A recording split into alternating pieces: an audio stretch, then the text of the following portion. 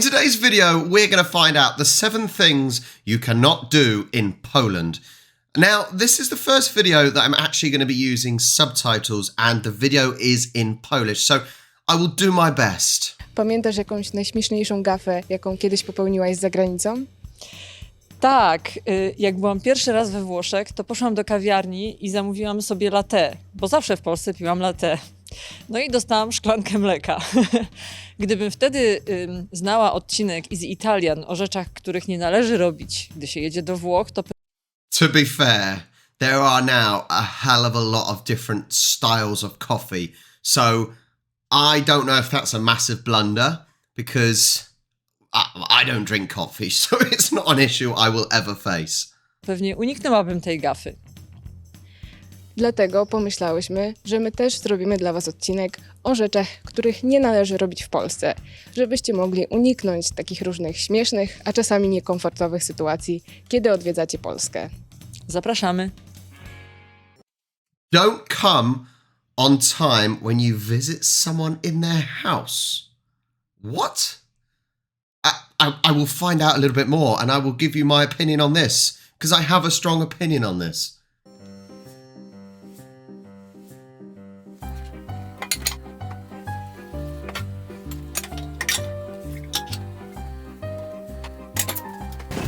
Even a little bit of acting going on. Dobra. 8. To jeszcze tylko fryzura i naczynia powycierać i będzie na czas.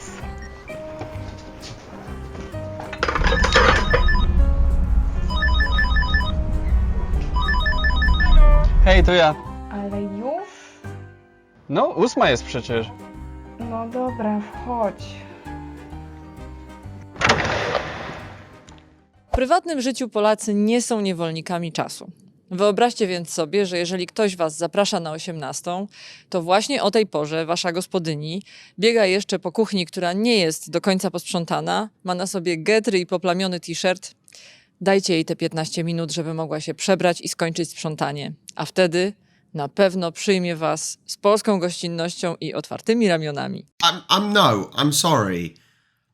I'm a stickler for time, okay? If you say a time that you want to meet up, then you go at that time and you meet up at that time. If you invite guests round, say at 7 o'clock at night, I expect those guests to be there at 7 o'clock at night because that is when I'm preparing things for.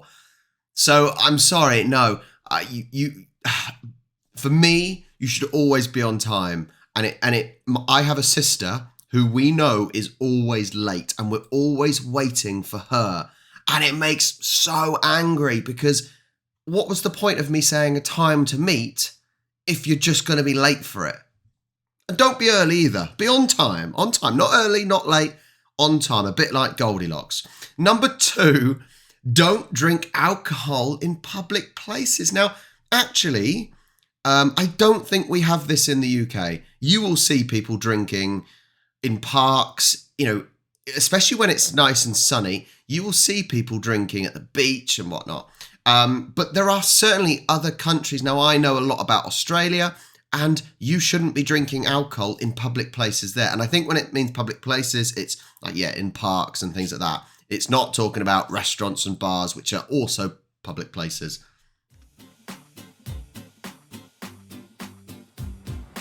Ej, jak tam u was? A w porządku, przyjeżdżamy do Krakowa za 2 tygodnie, nagrać odcinek. O, super, a o czym będzie? Będzie tam festiwal pierogów i tak myślałam, żeby zapytać ludzi, Pierogi jak lubią festival. pierogi, Pomogę wam. jak robią. Proszę cię. Bo co, liczysz na pierogi? Tak, oczywiście. No dobra, możemy się zastanowić. Dobra, super. A ty nie chcesz się czegoś napić? Mam piwo właściwie. Piwo. Tak. A masz odbierać? Bo ja nie przyniosłem. Tutaj. W parku. No, w parku. No kurczę, w parku Teraz. ciepło jest. Po ciężkim tygodniu to jest... No, nie napijesz się? Nie, ja nie. So, if you are not meant to drink alcohol in public, I'm assuming actually it's possibly against the law. This acting is a bit dodgy because surely she should be telling him you are not allowed to drink in public. Seems like she is asking for trouble there. Trochę? Nie? Nie, ale poszukam ci zapalniczki. Dobra. Dzień dobry. Jak ty możesz... Dobrze się pije panu to piwo w parku? Świetnie, ale o co pani chodzi? Nie można pić w miejscu publicznym. Mandacik. No jak to nie można? No mówiłam ci, No nie że mówiłaś, nie no pije ja- się w parku. Dałaś mi otwierać, no. No ale You gave me the Polacy opener. znani są ze swojego dosyć liberalnego podejścia do alkoholu. Jest jednak jedna zasada, o której trzeba pamiętać. W Polsce prawo jest takie, że napojów alkoholowych nie można pić w miejscach publicznych. I nawet jeżeli żaden przechodzień nie zwróci wam uwagi, to jeżeli napotkacie policjanta albo straż miejską, możecie dostać mandat. Dlatego pamiętajcie, alkohol pijemy w miejscach do tego przeznaczonych, takich jak puby, restauracje albo prywatne posesje. I think in the UK, we don't have this. You know, you drink pretty much wherever you like. But the UK, or Brits, the English especially, we have a bad reputation when it comes to alcohol and the effects it has on us and our behaviour. Now, I'm generalising. I would like to think I'm okay as a drunk. I'm not aggressive. I'm a happy drunk. But even then, and maybe by us drinking in public places, that doesn't allow for a more civilized sort of perception of us. Whereas if other countries have to stay basically inside in a bar, restaurant, it's not as obvious if things get a little bit more rowdy.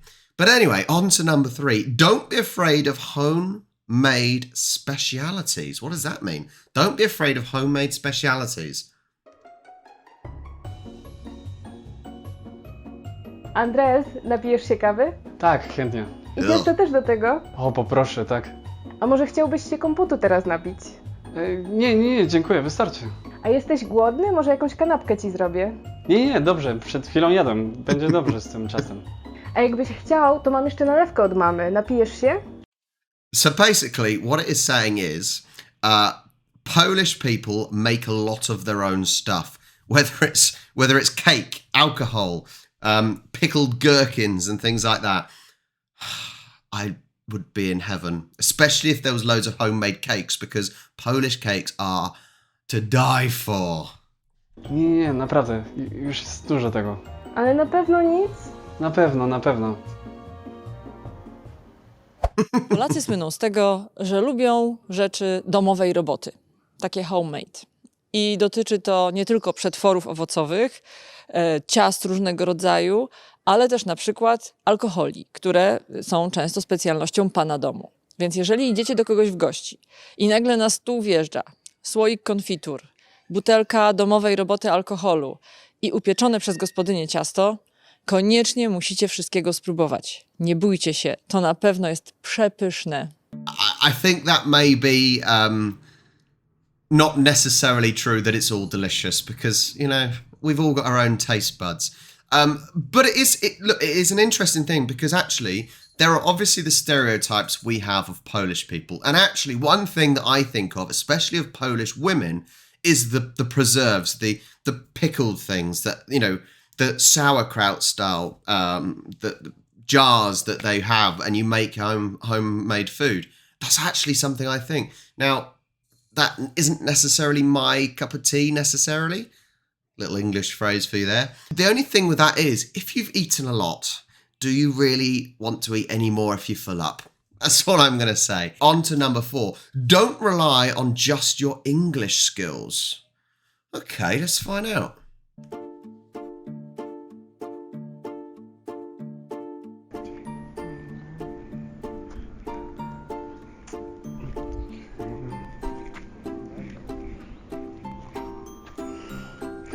Excuse me, could you tell me the way to the nearest tram station? Nie rozumiem. Mówisz po polsku? No, po polsku. I'm looking for a tram station. Szukasz czegoś? Right. Tramwaje? Right, yeah, I'm looking for the tram station. Przystanek tramwajowy. Yeah, can you tell me the way to the nearest tram station? To musisz iść tam do końca w prawo, w lewo, prosto i jesteś na tramwajach. Could you repeat? I'm supposed to go straight and then to the right? Nie rozumiesz. W prawo, w lewo, prosto i jesteś na tramwajach. Rozumiesz? Oh, okay. Dziękuję. Okej, to powodzenia. Yeah. Mimo tego, że coraz więcej młodych osób w Polsce mówi niemalże płynnie po angielsku, to jeżeli starszą osobę zapytacie na ulicy o drogę po angielsku, może was jeszcze nie zrozumieć. A nawet jeżeli zrozumie, to na pewno będzie jej bardzo miło, jeżeli pokażecie, że znacie 2 albo 3 polskie słówka. Pamiętajcie tylko, że najpiękniejsze polskie słowa to dziękuję i proszę, a nie Dziękuję. kurwa i ja pierdolę. I completely agree. And I've already said in previous videos, I would love to learn Polish. I've got dziękuję, dzień dobry, cześć, and I really struggle. I'm just one of these people that I just goes in one ear and out the other, but I always do my best to try and learn at least a few words, just even to be polite. But what she said is so spot on that actually most younger people now really do speak really good English. I don't think they have the confidence in what they're saying, even though what they're saying is really good. But the older generation, certainly not great with English. There is one positive though at the moment, is that you've got the internet. You have got your phones, and on your phones, Google Translate, and you can literally real time speak. So that's a plus. But I do always think that if you go to another country that has a different language, you should always try and at least learn some words, even to be polite, for sure. On to number 5. Don't try to convince Poles that Polish is not the hardest language in the world. I'm sorry, I've just said I think Polish is really bloody difficult because it's the tongue rolling and I just cannot get it off my tongue. The change in sounds in one word is so difficult. Like I've even tried learning like and subscribe. Lajkujcie a subskrybujcie. And that's clearly not right. And I just cannot roll it off my tongue. Weź, przecież polski nie jest taki trudny. Jak to nie jest taki trudny? Przecież jest jednym z najtrudniejszych języków. No zawsze tak się mówi tutaj, ale przecież są języki dużo, o No wiele na trudniejsze. przykład jakie? No nie wiem, takie, gdzie na przykład masz słowa, które składają się z różnych elementów i że masz na przykład rodzajnik, masz przymiotnik i masz i co w tym różne jest takie słowa i z tego trudnego? stworzysz jedno słowo. A w polskim nie masz rodzajników i musisz wiedzieć, jaki to Tak, jest ale rodzaj. nie jest to I sam te na przykład 7 węgierski albo przypadków? fiński, no to jest dopiero No. trudny język, albo chiński. No kurczę. No a polski z tymi Pismo jest wszystkimi takie podobne, znakami tylko polskimi i te jak wszystkie dźwięki, dziwne głoski. znaki macie, tak, ale to nie robi z tego najtrudniejszy język na świecie. No chciałbyś. No chciałabyś chyba. Wielu Polaków żyje w przekonaniu, że język polski jest jednym z najtrudniejszych języków świata, chociaż sami nigdy nie musieli się go uczyć jako języka obcego, nauczyli się go w dzieciństwie i nie pamiętają już tego procesu. Wzmacnia ich w tym przekonaniu duża ilość memów, które krążą w internecie na ten temat. Dlatego właśnie, nawet jeżeli nauczyliście się polskiego w 2 tygodnie i nie sprawiło wam to żadnego kłopotu i mówicie płynnie w naszym języku, nie próbujcie wyprowadzać Polaków z tego przekonania. Niech będą z czegoś dumni. But you say that, I think English is apparently one of the hardest languages to learn because it's like the whole thing of the I before E except after C, which actually is a stupid rule because there's more times that rule doesn't work. And the way that it's the same word and there's so many different meanings. So I'm convinced English is one of the hardest languages. However, all these other countries that English isn't the first language manage to do such a good job of learning English. So fair play. Number 6, don't enter somebody's apartment in your shoes. I would always ask, for starters, if they want me to take my shoes off. Sometimes people don't.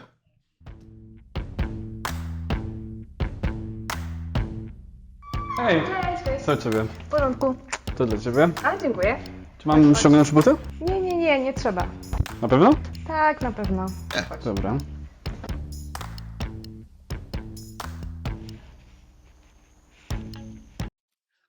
But he asked. No. He asked, would you like me to take my shoes off? And she said, no, it's fine. No, I'm sorry. Not having this one. W polskich domach zazwyczaj chodzi się na bosaka. Dlatego, jeżeli odwiedzacie kogoś u niego w domu, to koniecznie na wejściu ściągnijcie buty. Nawet jeżeli ta osoba zapewnia was, że nie musicie tego robić, to po cichu liczy na to, że nie wniesiecie jej brudu do domu i nie będzie musiała po was myć podłogi. Niektórzy mają nawet specjalne kapcie dla gości, żebyście nie musieli biegać na bosaka. Nie musicie oczywiście ich przyjmować, ale w butach raczej nie wchodźcie. Gospodarze na pewno to docenią. I get it. I get it. I think it's polite to take your shoes off, and normally I would take my shoes off. But in that example, he did ask, and she said no, it's fine. But no, I always think you should ask the person, whoever's house it is, would you like me to take my shoes off? For sure. The last one, number 7. Oh God, I think I may have done that in a previous video. Don't offend John Paul II. It might have been a different John Paul on World Youth Day in 2016, where he basically wanted to leave before us on the plane and it delayed our flight by 3 hours. Not impressed. But look, I'm not a religious person. I don't believe in any God. But I do realise that Poland is a very religious place. However, religion is on the downward trend. So, yeah. But I do appreciate it's a very religious place.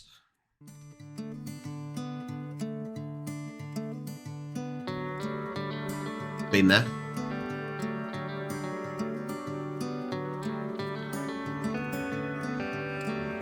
Jan Paweł II był papieżem z Polski i w powszechnym przekonaniu Polaków jednym z najwybitniejszych ludzi w historii naszego kraju. Teraz, od kiedy został też świętym, jest bardzo wiele pomników, obrazów. W każdym kościele znajduje się jakieś miejsce upamiętniające go, a nawet odbywają się specjalne nabożeństwa adresowane właśnie do niego. Pamiętajcie więc, nigdy, zwłaszcza publicznie, nie wypowiadajcie się źle na temat Jana Pawła II, bo dla bardzo wielu Polaków jest to sfera sakrum. To już wszystko na dzisiaj. W komentarzach koniecznie napiszcie nam, czy wam zdarzyły się też jakieś gafy podczas wizyty w Polsce albo w innych krajach. Well, there you go. What blunders would you have if you went to another country? I'm just thinking if I've made any blunders any time I've come to Poland.